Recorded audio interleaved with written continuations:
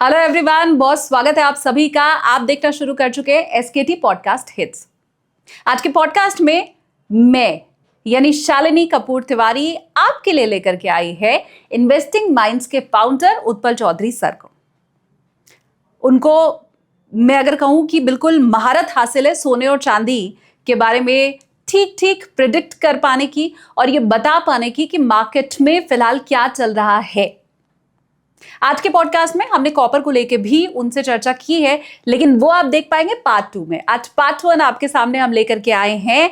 Part 2 अगर देखना है फटाफट से कमेंट मुझे कर देना। आगे बढ़ने के पहले फिर वही रिक्वेस्ट कि आप इस चैनल को सब्सक्राइब कीजिए, बेल आइकन क्लिक कीजिए, कुछ कहना है कमेंट कीजिएगा। और चलिए आगे बढ़ते हैं, दिखाते हैं आपको उत्पल चौधरी सर के साथ पार्ट 1। बहुत स्वागत है सर आपका। Thank you. शुरुआत एक बार फिर से सोने चांदी के ऊपर हम चर्चा करने जा रहे हैं।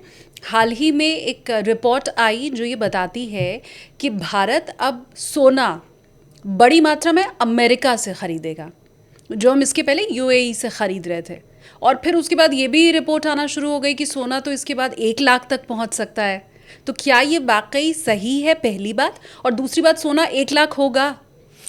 बिल्कुल नहीं, सोना 1 लाख बिल्कुल नहीं हो सकता। सोना 1 लाख तभी हो सकता है जब अमेरिका की इकॉनमी बिल्कुल सॉलिड हो जाए।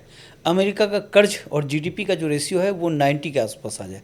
अमेरिका का जो कर्ज लिया हुआ है 38.5 ट्रिलियन डॉलर वो बिल्कुल घट जाए, जो कि असंभव है। इसलिए गोल्ड जो है वो नीचे हो सकता है, मतलब जो जिस पॉइंट पे है इस वक्त वहाँ से करेक्शन होकर आ सकता है नीचे। 10% हो सकता है, 15% हो सकता है, 20% भी हो सकता है, मतलब लेकिन ये नहीं, मतलब अगर 20% भी करेंगे तो आप वो 1.25 के आसपास आएगा। उससे नीचे मुश्किल है, काफ़ी मुश्किल है, क्योंकि उसके लिए पूरी तरीके से अमेरिका के इकॉनमी पे डिपेंडेंट है।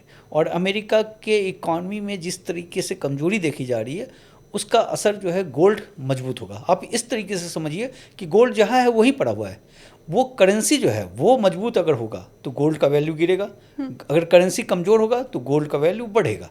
तो बिल्कुल गोल्ड में कोई परिवर्तन नहीं है। अगर गोल्ड अगर आज से पहले भी जितना था उतना ही है, डॉलर नीचे चला गया तो वो डॉलर मजबूत होगा तभी ऐसा संभव है, अदरवाइज बहुत मुश्किल है ये।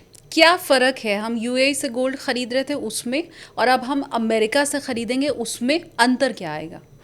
नहीं, कोई अंतर नहीं होता है। गोल्ड तो आप कहीं से भी ले सकते हैं, उसमें जो भी आपको मिल रहा है गोल्ड तो उसी रेट में मिलेगा जो इंटरनेशनल वैल्यू होता है उसी के हिसाब से होता है। हाँ। आप जो है या तो आप कॉमेक्स से लिए, आप जो है कॉमेक्स के पास से ले लिया आपने, या फिर जो है आप सीधे लंदन बुलियन मार्केट से लिया, जहाँ से भी लिया आपने, या सीधे अपने ट्रेडर से मंगाया वो वहाँ से लिया, वो उससे कोई फ़र्क नहीं पड़ता है। गोल्ड आया माइन से, माइन के आने के बाद आप कहाँ से लिए वो कोई मैटर नहीं कर रहा है। लेकिन जो सबसे बड़ी बात है कि जो गोल्ड में जो आप कह रहे थे रेट वो है, और जिस तरीके से गोल्ड खरीदा जा रहा है, जो एक्सपोर्ट इंपोर्ट वाला जो हमारा ये है उस पर काफ़ी ज़बरदस्त असर पड़ गया है। चूँकि गोल्ड हमने बड़ी ज़बरदस्त ढंग से मंगाए, क्योंकि ये देखा गया है कि अभी हाल के दिनों में जो गोल्ड आया है वो 10% के आसपास ज़्यादा आ गया है। सिल्वर जो है वो 29% के आसपास आ गया है। चाइना से ज़्यादा सिल्वर मंगा लिया गया है यहाँ पे, अगर परसेंटेज में देखें तो। हाँ, परसेंटेज में देखें तो, परसेंटेज में अगर देखते हैं जो इंक्रीज हुआ है, हाँ। जो जैसे चाइना जो मंगाता था उसमें 10% इंक्रीज हुआ है। जो भी मंगाता था, अगर 50 मंगाता था वो 55 मंगा रहा है, और हम अगर 20 मंगा रहे थे तो हम उसमें से 29%, मतलब यानी 26 मंगाने लगे। तो इस समय जो ETF में जिस तरीके से लोगों ने खरीदारी किया है गोल्ड और सिल्वर की ETF में, हाँ। और साथ में फिजिकल में भी जो खरीदारी हुई है उसके कारण जो है जमकर खरीदारी हुई है। गोल्ड भी खरीदा गया है, सिल्वर भी खरीदा गया है। गोल्ड और सिल्वर ETF में आपने भी निवेश ज़रूर किया होगा, क्योंकि आंकड़े तो सर यही बता रहे हैं कि जनवरी में गोल्ड और सिल्वर ETF में इतना निवेश हुआ है जितना पहले कभी नहीं हुआ है, और म्यूचुअल फंड में जो निवेश है उसको पार कर चुका है गोल्ड एंड सिल्वर ETF। तो आपका भी अगर निवेश है प्लीज़ मुझे कॉमेंट करके आप ज़रूर बताइए। ये जो बढ़े हुए दाम हैं जो अब वापस कम हो गए हैं और लगभग स्थिर होते दिखाई दे रहे हैं, क्या आपको भी ये समझ में आ रहा है कि सोना और चांदी, वो जो भागम भाग वाली स्थिति थी, अब वो ख़त्म हो चुकी है, स्थिरता की ओर दोनों आगे बढ़ रहे हैं? बिल्कुल, ये इकॉनमी में इस तरीके से होता है, क्योंकि दिसंबर तक में जो पोजीशन बना था गोल्ड, या जनवरी तक में 15 या 20 जनवरी तक करें, वहाँ तक गोल्ड और सिल्वर बिल्कुल सही चल रहा था। उसके बाद से जो अचानक से तेज़ी आई, गोल्ड में भी तेज़ी आई, $5600 तक गया, और सिल्वर में खैर बहुत ज़्यादा तेज़ी आ गया, मतलब जो फोमो लाइन क्रिएट हो गया वहाँ पे। तो वो एक गलत रहा, बाकी चीज़ें जो आप देखें तो वो स्मूथ चल रहा है, जैसे इकॉनमी चलती है जिस तरीके से चल रहा है वो उसी रफ्तार से इस समय चलता हुआ दिख रहा है। और ख़ासकर गोल्ड के साथ जो है कि जो $5600 के आसपास चला गया था वो थोड़ा ज़्यादा चला गया था। हालांकि गोल्ड जाएगा, उस जगह पे जाएगा, आज न जाए कल जाए, लेकिन जाना तय है। लेकिन ये था कि इस समय क्या होता है, जो स्मार्ट मनी जो आते हैं ना, जो लोगों के पैसे आते हैं, जो पैसे लगा के रखते हैं, वो पैसे निकालते हैं अपना, तो वो मार्केट को लेकर भगाते हैं और भगाने के बाद फिर वो अपना पैसा प्रॉफिट काट के निकल जाते हैं। हाँ। और उसमें जो छोटे इन्वेस्टर हैं वो फंस जाते हैं। तो फंसना भी, उसको आप ये नहीं कह सकते कि वो फंस गए हैं पूरी तरीके से, क्योंकि वो पैसा कुछ दिन के लिए फंसा रहता है। कभी हो सकता है कि इकॉनमी है, इकॉनमी में आप 1 साल के लिए भी फंसे रह सकते हैं, 2 साल के लिए भी फंसे रह सकते हैं, लेकिन चीज़ें लौट कर आती है। आज तक जो भी चीज़ देखा गया है, अगर मजबूत है, अगर कोई शेयर बाज़ार को भी ले लें या गोल्ड सिल्वर, तो मजबूत ही चीज़ है। तो जो मजबूत चीज़ में अगर आपने पैसे लगाए हुए हैं, अगर वो फंस भी जाता है तो वो वापस लौट कर आएगा।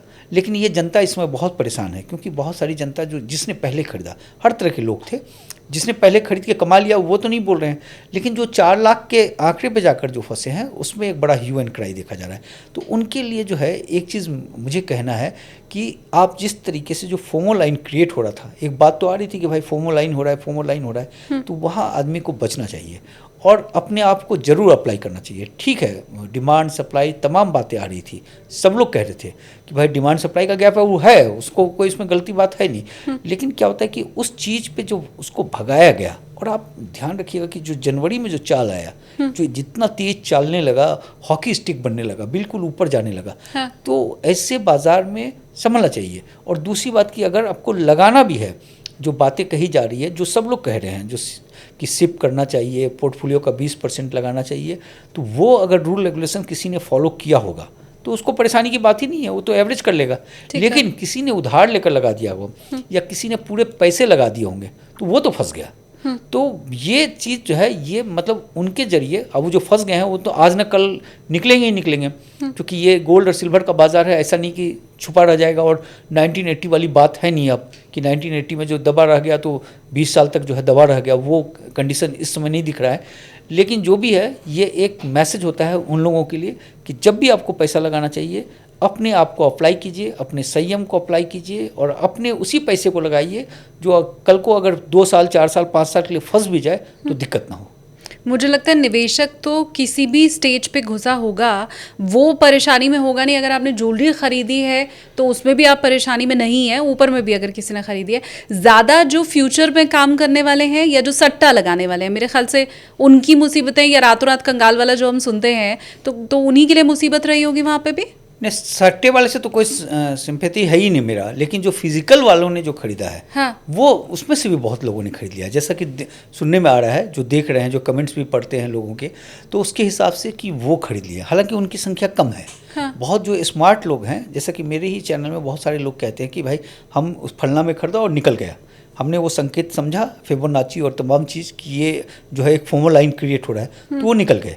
तो जो स्मार्ट, देखिए इन्वेस्टर, इसमें भी बड़े तरह के इन्वेस्टर होते हैं, जो तेज इन्वेस्टर थे, समझदार इन्वेस्टर थे, वो निकल गए प्रॉफिट काट के, या फिर उसने सस्ते में खरीदा है वो रुके हुए हैं। लेकिन जो लालच के जरिए आए और जो जम कर आए, जैसे कि कोई भी चीज़ में देख रहा है, कोई 4 लाख में आ गया, 10-10 किलो 20-20 किलो इन्वेस्ट किया वो आदमी है, तो वो गलत है।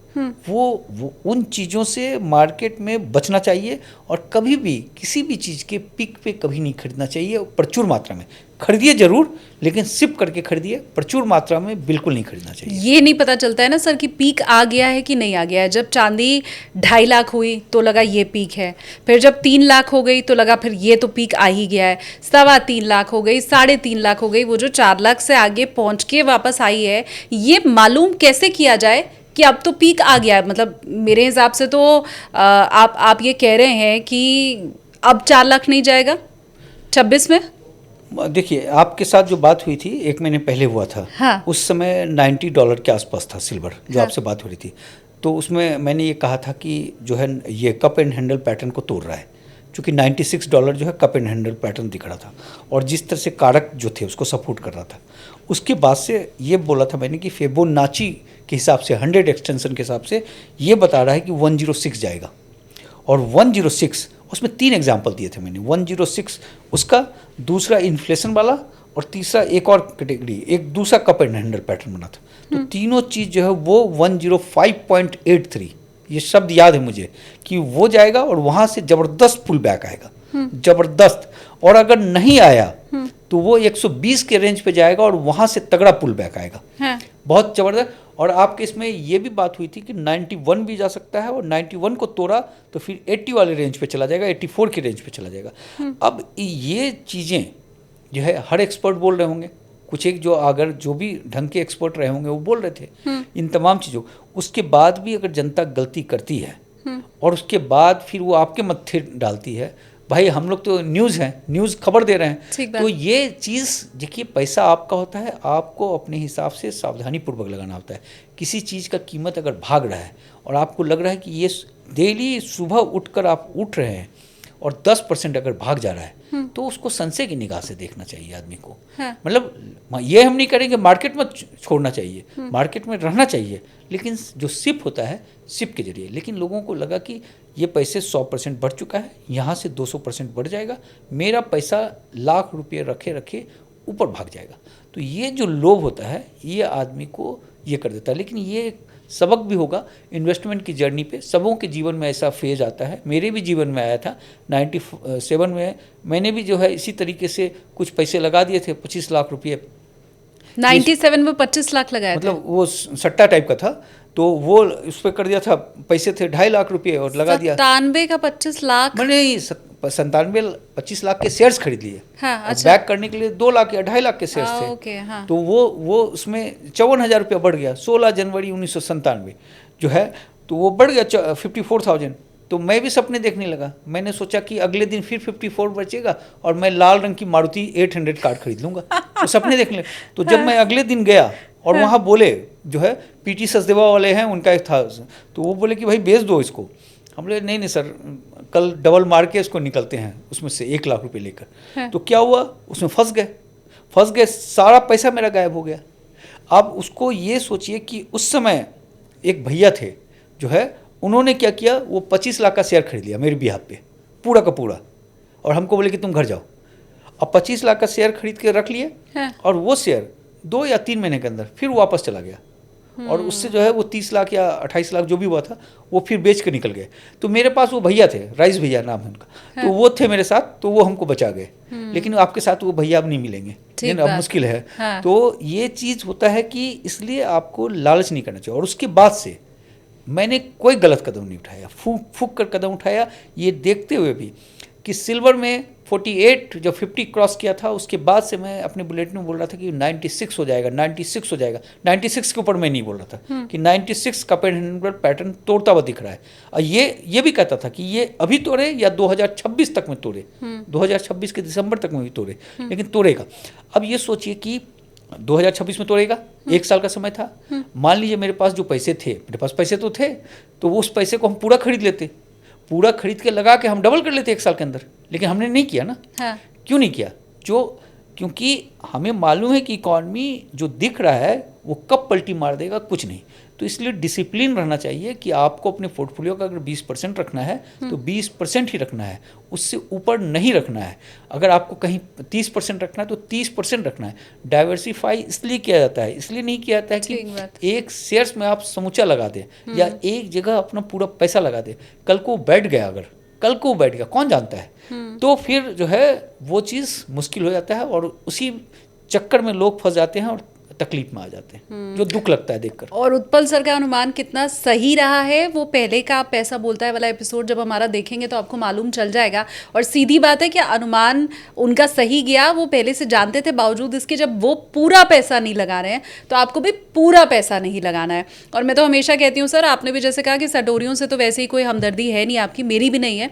एक बार चने में मुझे लॉस हुआ था और कॉलेज में थी उस वक्त में, और उसके बाद मुझे ये समझ में आया कि कैश का काम ही सबसे अच्छा होता है। आपके पास भैया थे, उन्होंने पूरा ख़रीद लिया, लेकिन आपने भी जब इन्वेस्ट किया होता है तो आप ये जानते हैं कि आप उसको लंबा होल्ड कर पाएंगे। तो आपके पास भैया थे, मैंने भी एक बार गलती करी तो मुझे ये समझ आ गया कि नहीं, आगे आपको करना है तो कैश का ही काम करना है। लेकिन ये जो बीच बीच में खबरें आती रहती हैं ना, जो जिसके ऊपर मैं अगला सवाल आपसे पूछ रही हूँ, आदमी वहाँ पर फंस जाता है। जेपी मॉर्गन का 5600 वाला जो सोने का अनुमान है उसको भी धता बताते हुए अमेरिकी अर्थशास्त्री हैं एड यार्डेनी, उनकी तरफ से ये कहा गया है कि 2029 तक सोना $10,000 पहुंच जाएगा। और अगर मैं भारतीय बाजार के हिसाब से ये समझूं तो सोना 3 लाख पहुंच जाएगा। और अभी से 2029 भी मैं अगर मान करके चलूं तो मुझे और कितना 3 साल निवेश करना है, पैसा तो डबल होगा। तो आपका क्या अनुमान है फिर? देखिए क्या होता है कि एक अनुमान लगाया जाता है कि अभी जो इकॉनमी कंडीशन चल रहा है उसके हिसाब से, लेकिन 3 साल का पीरियड जो होता है काफ़ी लंबा होता है। उसमें कितना उतार चढ़ाव होगा ये कहना मुश्किल है। उसमें क्या इकॉनमी पलटी मारता है वो कहना मुश्किल है। अमेरिका किस तरह से एक जीनियस आदमी है, एक से एक इकोनॉमिस्ट है, एक से एक पॉलिसी लेकर आएंगे, तो किस तरीके से उसको परिवर्तन करते हैं वो सब कई सारे फैक्टर होते हैं। तो इसलिए आप कहने को तो हो सकता है कि भैया ये हो जाएगा, एक फिगर दे दिया आदमी, लेकिन वो होगा कि नहीं होगा वो तो बाद में पता चलेगा। तो इसलिए उस चीज़ को सुनकर कभी इन्वेस्ट नहीं करना चाहिए। इन्वेस्ट आपको सुनिए सबकी, अगर हो जाएगा बहुत अच्छी बात है, डबल हो जाएगा ठीक है, लेकिन हम वही पैसा लगाएंगे जिस पैसे की हमको ज़रूरत नहीं है, और जब हमें पैसे की ज़रूरत हो तभी हम उसको बेचेंगे। यही एक फार्मूला होता है बाज़ार में, अदरवाइज कोई फार्मूला नहीं होता है। और दूसरी बात कि जो लोग कहते हैं ना कि उछल कूद करने से पैसे बन जाते हैं, इधर जंप किया उधर जंप किया, कोई नहीं बनता है, किसी का नहीं बनता है। क्योंकि पैसे इन्वेस्ट करके उसको कंपाउंडिंग होने दीजिए, उसमें जो मज़ा है वो किसी और चीज़ में मज़ा नहीं है। अगर उछल कूद करना भी है तो एक दूसरा अकाउंट बना लीजिए और उसमें से थोड़ा अमाउंट के साथ 25%, 40%, बहुत रिस्क वाले हैं तो 50% कर लीजिए और उसके साथ उछल कूद कीजिए, लेकिन एक को लंबे समय के लिए रहने दीजिए, वो उसको पकने दीजिए, वो पक पक कर जो है बहुत बड़ा हो जाएगा। ये बात तो फैक्ट है। कोई नया आंकड़ा चाइना और अमेरिका को लेके क्या आपके पास है? क्योंकि पिछली बार जब आपने बात बताई थी तो मुझे यही समझ में आया कि अच्छा ये तो पूरा शातिर तरीके से चीन कर रहा है, जो उसके पहले तक मैं नहीं सोच पा रही थी। लेकिन मुझे समझ आया कि ओके फाइन, ये जो पूरी उथल पुथल विश्व में मची है उसके पीछे शातिर दिमाग चाइना का है। तो अब क्या वो बाजी उसके हाथ से निकल के कहीं और गई है या वो और शातिर होता चला जा रहा है? देखिए सिल्वर पे जो है ना, सिल्वर के फिजिकल सिल्वर पे शॉर्टेज है, नो डाउट। उसमें ऐसा है कि जो चीन के पास जो संघाई एक्सचेंज है उसके पास 358 मैट्रिक टन के आसपास बचा हुआ है, जिसमें 314 के आसपास चला गया था। तो सिल्वर का शॉर्टेज है वहाँ के एक्सचेंज में, प्लस उसका रेट भी हाई है, ऊपर रेट रखता है वो। दूसरा कि कॉमेक्स में जो सिल्वर है वो लगभग अभी का आंकड़ा है लगभग 12,000 मैट्रिक टन के आसपास बचा हुआ है उसके पास, फॉर सेल और नॉट फॉर सेल मिलाकर टोटल। और अगर लंदन के बुलियन मार्केट को देख ले जो ETF वाला है उसमें 25,000 है, 27,000 के आसपास है। तो कुल मिलाकर जो है एक कैलकुलेशन जो अभी उभर कर सामने आया है कि 40,000 मैट्रिक टन सिल्वर पड़े हुए हैं, जिसमें से ETF का बड़ा चंक है और उसमें से लगभग 21,000 मैट्रिक टन जो है या 25,000 मैट्रिक टन जो है वो ETF का पड़ा हुआ है। ETF मतलब हम आप जैसे लोग जो इन्वेस्टर होंगे वहाँ के उनका पड़ा हुआ है। तो सिल्वर का शॉर्टेज है, इसमें तो कोई दो राय नहीं है। क्योंकि सिल्वर के शॉर्टेज में क्या होता है कि जो अभी आंकड़ा आया है, जो सिल्वर काउंसिल का रिपोर्ट आया है 2026 के लिए जो उसने आउटलुक दिया है, उसमें उनका कहना है कि डिमांड जो है 2% गिरेगा, 2% डिमांड गिरेगा और सप्लाई जो है 1.5% बढ़ेगा। और लेकिन उसके बावजूद भी डेफिसिट जो है, जो कमी रहेगी वो 2083 मैट्रिक टन का होगा। मतलब कि डिमांड घटा और जो है वो सप्लाई बढ़ा, जो है 1.5% 2%, फिर भी कमी जो है वो 2083 मैट्रिक टन का रहेगा। और ये कमी के बाद मैंने इसको कैलकुलेशन किया, इस पे बहुत सारे चीज़ों को, जैसे सोलर के लिए जो है इरेना, IEA जो है सिपड़ी डिफेंस वाले के लिए, इन तमाम जगहों से कैलकुलेशन करने के बाद पाया कि 2030 तक का ही कैलकुलेशन किया कि साल दर साल जो है इसमें डेफिसिट बढ़ रहा है। क्योंकि अभी 2000 का है, अगले साल जो है 2600 का होगा, उसके बाद 3200 का होगा, और फाइनली 2030 में जो है वो 6000 मैट्रिक टन का सिल्वर का शॉर्टेज दिख रहा है। तो शॉर्टेज है नंबर 1। दूसरी बात कि तो सिल्वर को लेकर जो बातें हो रही थी कि सिल्वर गिरकर $20 हो जाएगा, वो चीज़ नहीं हो सकता है। लेकिन सिल्वर पे जो फोमो लाइन जो क्रिएट होता है, अगर उसमें पीक में खरीदते हैं तो उसको आने में टाइम लगेगा।